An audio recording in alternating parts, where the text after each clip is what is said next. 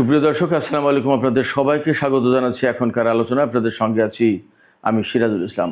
দর্শক, একটি পাহাড় থেকে কি মধ্যপ্রাচ্যের চূড়ান্ত যুদ্ধ হতে যাচ্ছে? মার্কিন প্রেসিডেন্ট ডোনাল্ড ট্রাম্প ঘোষণা করেছেন তারা খুব শিগগিরই ইরানের পিক এক্স পাহাড়ে হামলা করবে এবং সেই হামলায় জড়িয়ে যেতে পারে ইসরায়েল। প্রশ্ন হচ্ছে, পিক এক্স পাহাড়ে কি আছে? এদিকে ইরানের আইআরজিসি পাল্টা হুঁশিয়ারি উচ্চারণ করে বলেছে, এই ধরনের হামলা যদি হয় তাহলে পুরো মধ্যপ্রাচ্যে ভয়াবহ যুদ্ধ শুরু হবে এবং ইসরায়েলের প্রতিটি কোনায় কোনায় ইরান হামলা চালাবে। ইসরায়েলকে লক্ষ্য করে 500 খাইবার শেখান ক্ষেপণাস্ত্র ছুড়বে। এদিকে হরমুজ প্রণালী এলাকায় ইরান 10,000 স্নাইপার মোতায়েন করেছে। অন্যদিকে ইয়েমেন যে সৌদি আরবের উপর নৌ অবরোধ আরোপ করেছে তার আওতায় তার অংশ হিসেবে সৌদি আরব থেকে তেলবাহী 2টি জাহাজ যাচ্ছিল, সেই 2টি জাহাজকে ফেরত পাঠিয়েছে। বাব আল মানদেব প্রণালী ক্রস করতে দেয়নি। এছাড়া আরও 6টি জাহাজ সৌদি আরবের তেল আনার জন্য যাচ্ছিল, তাদেরকেও প্রবেশ করতে দেয়া হয়নি। এই পরিস্থিতিতে আন্তর্জাতিক বাজারে তেলের দাম আরও বেড়েছে এবং বর্তমানে কিছুক্ষণ আগের খবর, আন্তর্জাতিক বাজারে ব্রেন্ট ক্রুড অয়েল প্রতি ব্যারেলের দাম $94.72 পৌঁছেছে। গতকাল যা ছিল তার চেয়েও বেড়ে গেছে।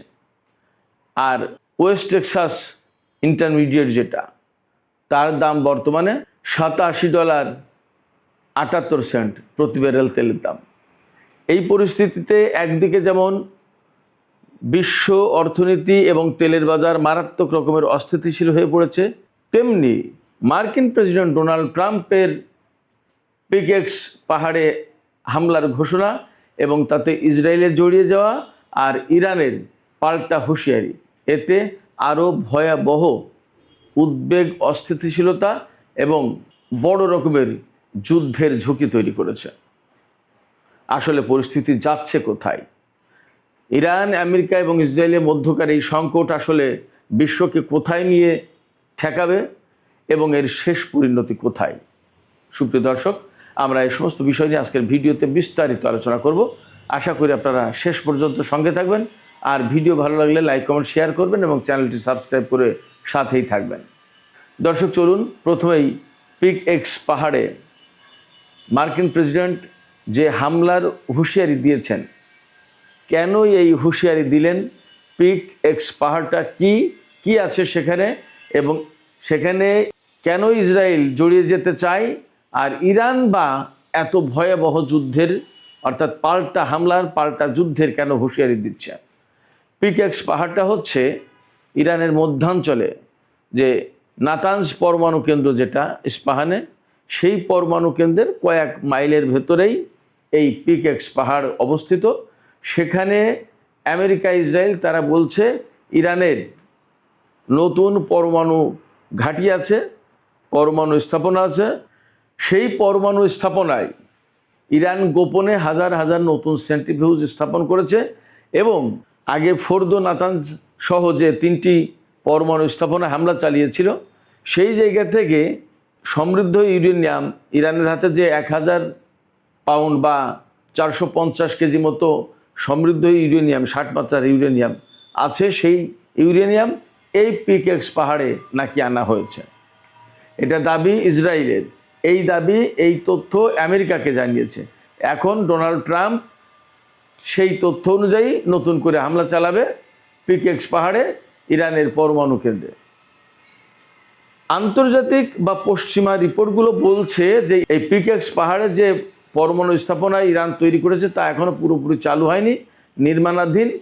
কিন্তু আমেরিকা, ইসরায়েল আগে এটা শেষ করে দিতে চায় এবং এখানে রাখা আছে ওই সমৃদ্ধ ইউরেনিয়াম।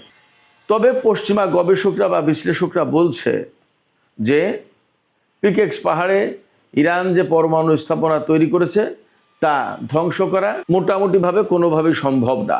তার কারণ হচ্ছে এটা অত্যন্ত পাহাড়ি এলাকায় অবস্থিত, প্রথম কথা। দ্বিতীয় কথা হচ্ছে যে এই মূল স্থাপনা বা মূল কেন্দ্র যেটা, সেটা পাহাড়ের অনেক বেশি গভীরে। এবং তার দরজাগুলো যে প্রবেশ পথ সেগুলো এমনভাবে তৈরি করা হয়েছে যা এই বাংকার বাস্টার বোমা দিয়েও ধ্বংস করা যাবে না, এমনভাবেই তৈরি করা হয়েছে। কারণ ইরানের বিভিন্ন সময়কার অভিজ্ঞতার আলোকে নতুন করে এই পিকেক্স পাহাড়ের পরমাণু স্থাপনা তৈরি করা হচ্ছে এবং এটা ওই রকমের শক্তিশালী প্রতিরক্ষামূলক ব্যবস্থা এখানে আছে, যার কারণে এটা সহজে ধ্বংস করা যাবে না। বিমান হামলা দিয়ে মূল কেন্দ্র ধ্বংস করা যাবে না। এই কেন্দ্র যদি নস্যাৎ করতে হয় বা এখান থেকে যদি সমৃদ্ধ ইউরেনিয়াম নিতে হয়, তাহলে এখানে স্থল অভিযান চালানো ছাড়া কোনো বিকল্প উপায় নেই। বাট স্থল অভিযান চালাতে গেলে সেটা হবে আরও অনেক বেশি ঝুঁকিপূর্ণ, অনেক বেশি প্রাণঘাতী এবং ভয়াবহ চ্যালেঞ্জিং। কারণ এত পাহাড়ের গভীরে গিয়ে অজানা অচেনা লোকেদের পক্ষে এখানে অভিযান চালানো কঠিন ব্যাপার। ঠিক যেহেতু এটা নতুন একটা প্রতিষ্ঠান স্থাপনা, সে কারণে তার প্রতিরক্ষার জন্য ইরান ওই রকমই সম্ভাব্য সব ধরনের উপায় অবলম্বন করেছে, সব ধরনের ব্যবস্থা রেখেছে। অতএব স্থল অভিযান চালাতে গেলে মার্কিন বা ইসরায়েলি সেনাদের প্রচুর ক্ষয়ক্ষতি হবে, তাতে কোনো সন্দেহ নেই।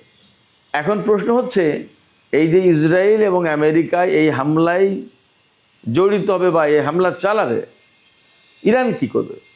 ইরান এখানে পরিষ্কার করে বক্তব্য দিয়েছে, যদি এই ধরনের কোনো হামলা চালায় আমেরিকা ইসরায়েল, তাহলে ইরানের আইআরজিসির পক্ষ থেকে পরিষ্কার বার্তা দেওয়া হয়েছে যে একদম সাথে সাথেই ইসরায়েলের বিরুদ্ধে ভয়াবহ হামলা শুরু হবে, পুরো মধ্যপ্রাচ্যে হামলা ছড়িয়ে পড়বে এবং ইসরায়েলের প্রতিটি কোনায় কোনায় হামলা চালানো হবে, প্রতিটি কর্নারকে লক্ষ্যবস্তু করা হবে এবং অন্তত 500 খাইবার শেখান ক্ষেপণাস্ত্র ছোড়া হবে ইসরায়েলকে লক্ষ্য করে।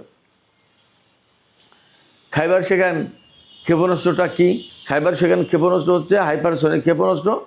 এই ক্ষেপণাস্ত্রের পাল্লা হচ্ছে 2000 কিলোমিটার, অর্থাৎ ইরান থেকে ছুড়লে 2000 কিলোমিটার দূরের লক্ষ্যবস্তুতে আঘাত হানতে সক্ষম এবং এটা 1.5 টন 1500 কেজি ওয়ারহেড বহন করতে পারে। একটা ওয়ারহেডের ওজন 1500 কেজি, অর্থাৎ 1.5 টন 37.5 মণ।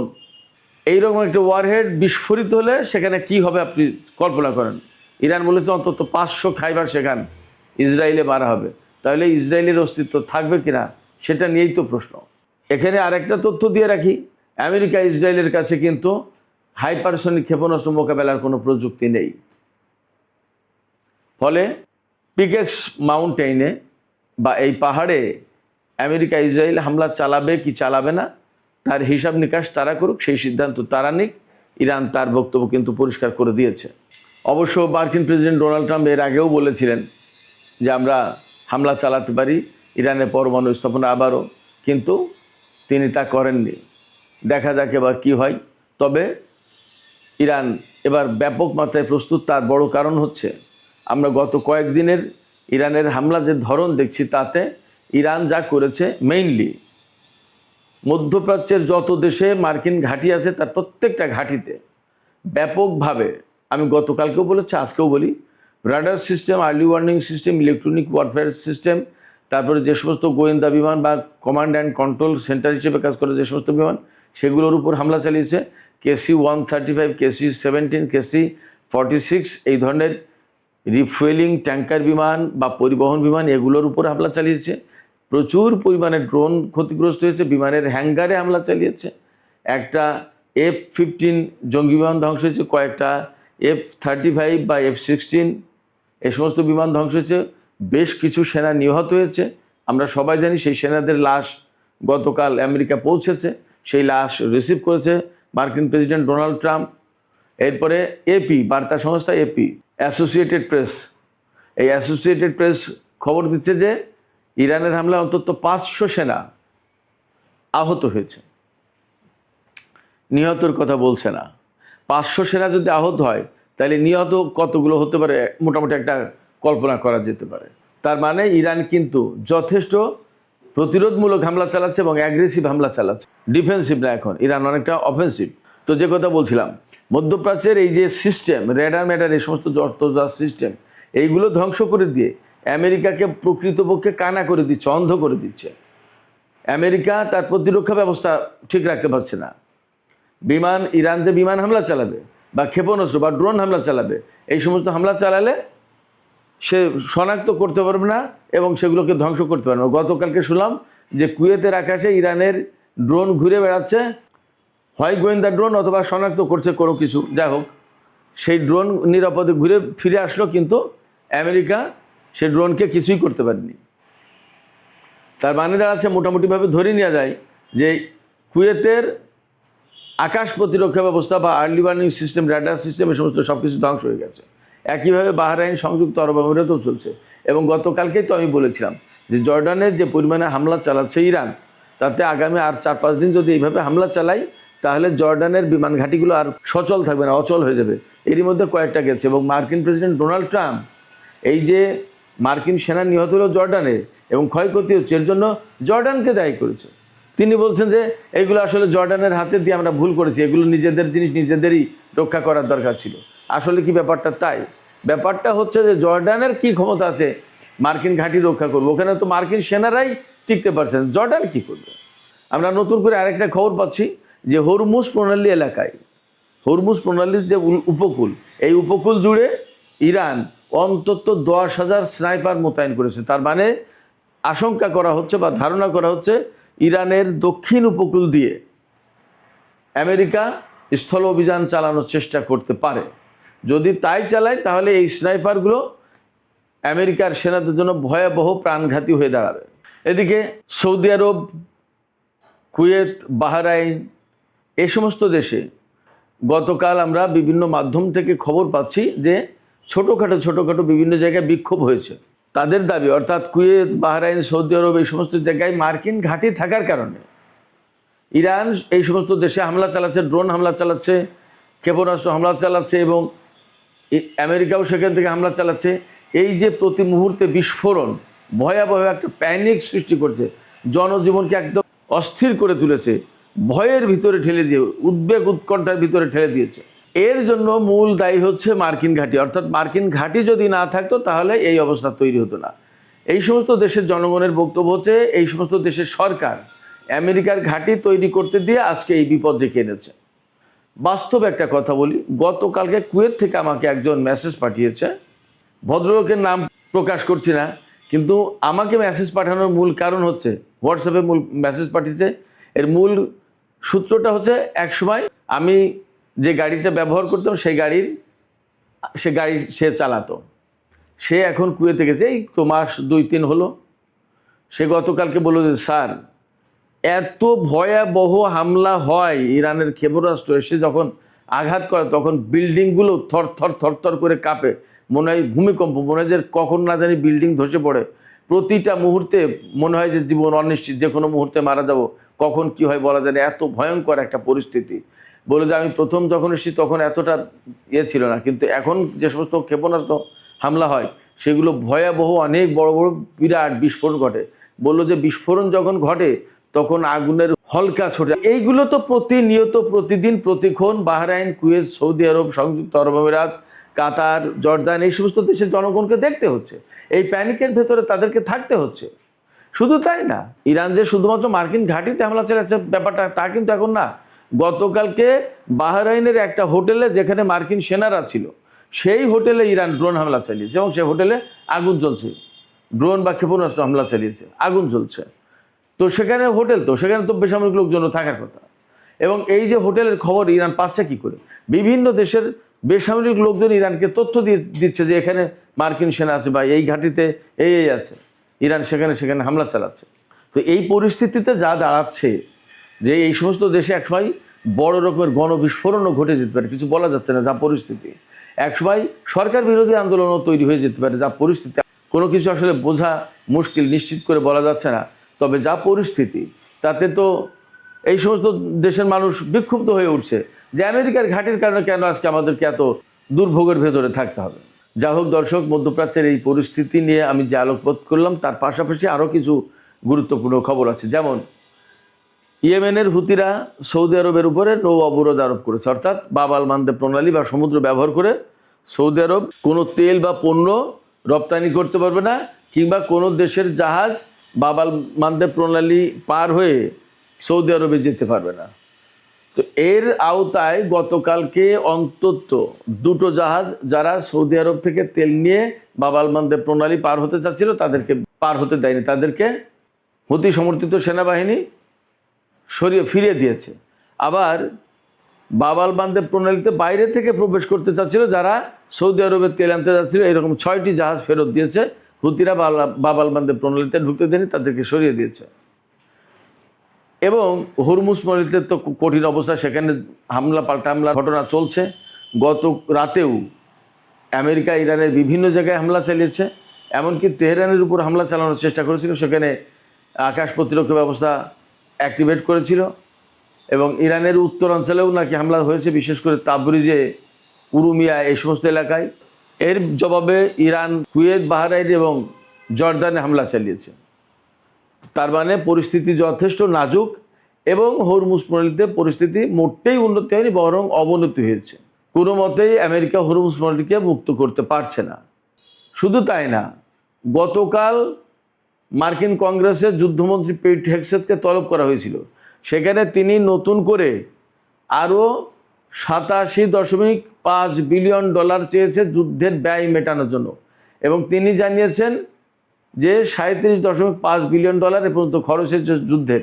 কিন্তু আমেরিকানরা বা কংগ্রেসম্যানরা সবাই বলছে যে পিট হেগসেথ যে খরচের কথা বলছে এটা কম, গোপন করছে খরচের চেয়ে আরও অনেক বেশি হয়েছে। এবং কংগ্রেসম্যানরা পিট হেগসেথকে, যুদ্ধমন্ত্রীকে, চেপে ধরেছিল যে আপনারা যুদ্ধ বলেছিলেন যে সব কিছু শেষ, ইরানের সমস্ত সামরিক সক্ষমতা শেষ, পরমাণু স্থাপনা ধ্বংস করে দিয়েছেন, এখন নতুন করে আবার হামলা চালাচ্ছেন এবং যুদ্ধের জন্য এত বিরাট বাজেট চাচ্ছেন কেন? কি হয়েছে? ঘটনা কি? যুদ্ধ কবে শেষ করবেন? কিচ্ছুর জবাব দিতে পারেনি মার্কিন যুদ্ধমন্ত্রী। এই পরিস্থিতিতে একদম মধ্যপ্রাচ্যের অবস্থা আরও অনিশ্চিত হয়ে পড়েছে, এতে কোনো সন্দেহ নেই। এই জায়গা থেকে তেলের দাম নতুন করে বেড়ে গেছে।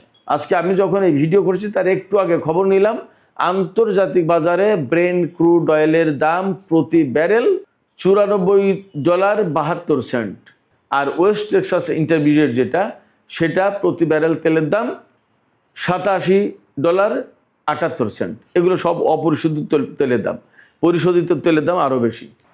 এখন যদি প্রায় $95 হয় এক ব্যারেল তেল, তার মানে এই যে ইরান এবং আমেরিকার মধ্যে যে যুদ্ধবিরতি চুক্তি 17 এপ্রিল সই হয়েছিল ইসলামাবাদ সমঝোতা স্মারক, তারপরে তেলের দাম কিন্তু ব্যারেল প্রতি $70 নিচেই চলে এসেছিল। আমরা যদি $70 ধরি তাহলে এখন 95, তার মানে $25 বেড়ে গেছে ব্যারেল প্রতি। তার মানে 3 ভাগের 1 ভাগ দাম বেড়ে গেছে আরও। এই পরিস্থিতিতে বিশ্ব অর্থনীতি, বিশ্ব তেলের বাজার আবার অস্থিতিশীল হয়ে পড়েছে, আবার চরম অনিশ্চয়তা তৈরি হয়েছে। এর ভিতরে আমেরিকা, ইসরায়েল যদি ইরানের উপরে ওই যে পিকেক্স পাহাড়ে হামলার কথা বলা হচ্ছে, সেখানে যদি হামলা চালায় তাহলে ইরান এই যুদ্ধ আরও বিস্তৃত করবে এবং ইসরায়েলের উপরে মারাত্মক আঘাত করবে। হরমুজ প্রণালী, বাব আল মানদেব প্রণালী আরও কঠোর হবে। তাহলে বিশ্ব ভয়াবহ অর্থনৈতিক সংকটের মুখে পড়বে, এতে কোনো সন্দেহ নেই। এই অবস্থায় আমেরিকা এই ঝুঁকি নেবে কিনা, ইসরায়েল এই ঝুঁকি নেবে কিনা, বিশ্ববাসী, বিশেষ করে রাশিয়া, চীনের মতো প্রভাবশালী দেশ, ব্রিটেন, ফ্রান্স, জার্মানি, এইরকম সমৃদ্ধ অর্থনীতির দেশ, তারা এই ঝুঁকি নিতে যাবে কিনা সেটা হিসাব করা দরকার, তাদের বিবেচনা করা দরকার।